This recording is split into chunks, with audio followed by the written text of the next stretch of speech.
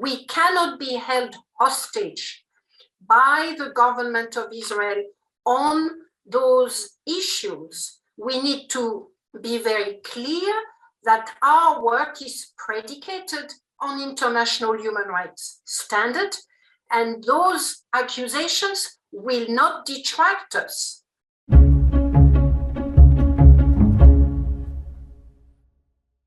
Since the release of Amnesty's apartheid report, the Israeli government has launched an attack against your organization. The Israeli foreign minister called Amnesty a radical organization which echoes propaganda. The report was labeled as anti-Semitic. Amnesty was accused of being selective, of picking on Israel.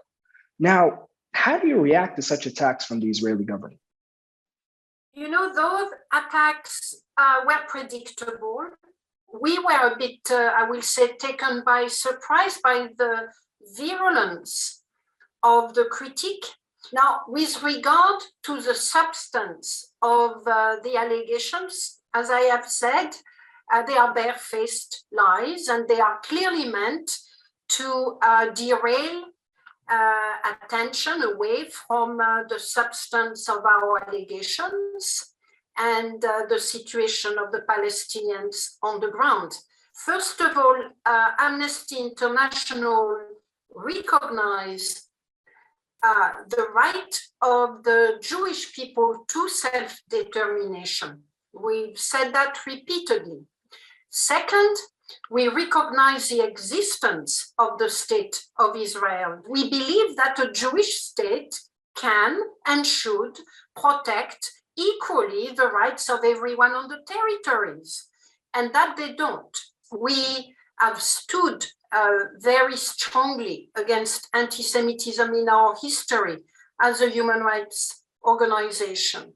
We cannot be held hostage by the government of Israel on those issues. We need to be very clear that our work is predicated on international human rights standard, and those accusations will not detract us.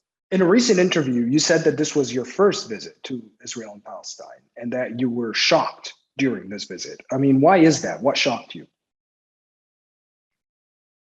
What shocked me is how the system of apartheid is embodied into laws, policies, practices, all of which should protect people, all of which are meant to symbolize the rule of law and human rights.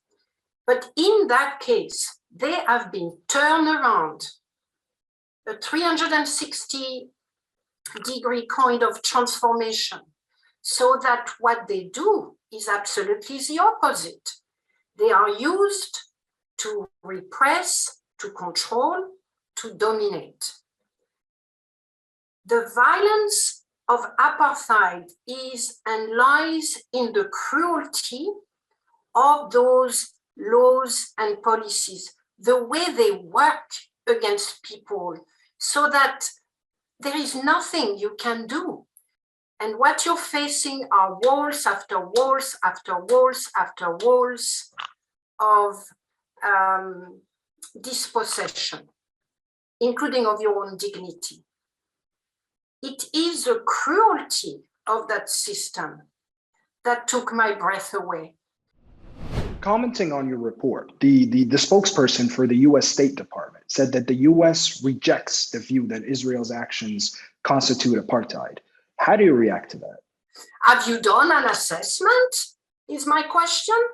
Have you considered what is the meaning of apartheid under international law? Have you even tried to check whether the behaviors, the policies, the laws, the practices of Israel meet that definition? No, they just, the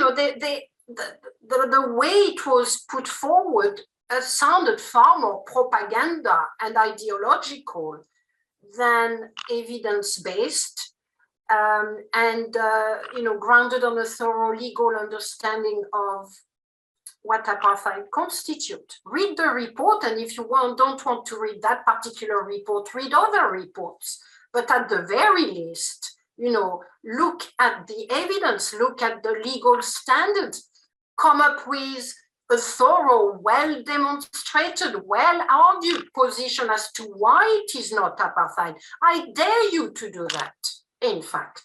I dare the United States to engage with the legal scholarship, to engage with the evidence, and to say, oh, no, don't worry, there is no apartheid. I dare them to do that. This is the thing. The apartheid discourse may be changing, especially when it comes to human rights organizations. But when the US and other major international players refuse to change their narrative on Israel-Palestine, how can it lead to meaningful international pressure on Israel? So the first thing is we cannot be silent and we cannot be silenced. Second, it is a matter of building a momentum, an understanding. It is about educating people and strengthening the voices and the extent of our influence on government. The reaction of the Israeli authorities demonstrate, to my mind, that they understood that. They are not winning the public relations fight right now. Despite all of their multiple trolls and attacks and critique and, incitement to violence against those who dare and, name callings, terrorist, anti-Semite, they are not winning.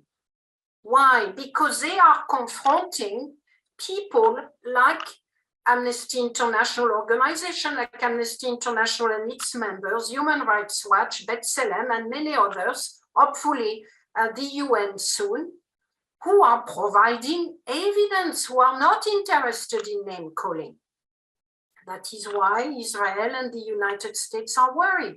We need to make it more and more difficult for the United States or the UK or any other government to turn a blind eye to the fact that there is almost no West Bank left for the Palestinians because settlements are growing and growing and growing.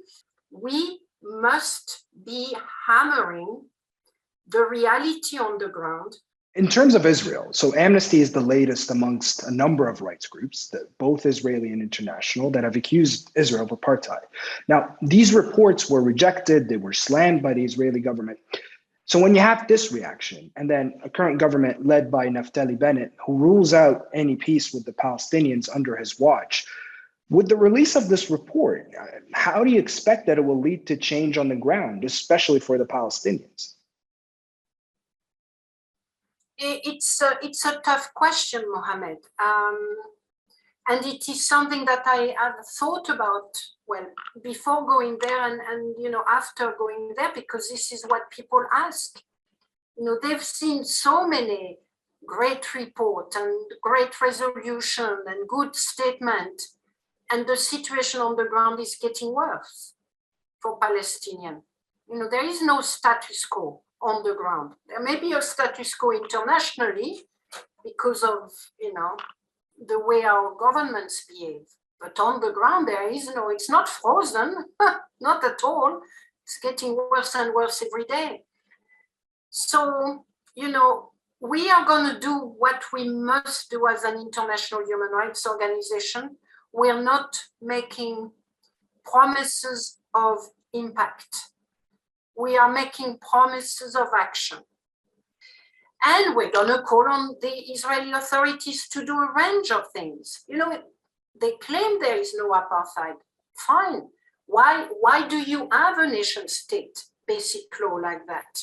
It must be repealed.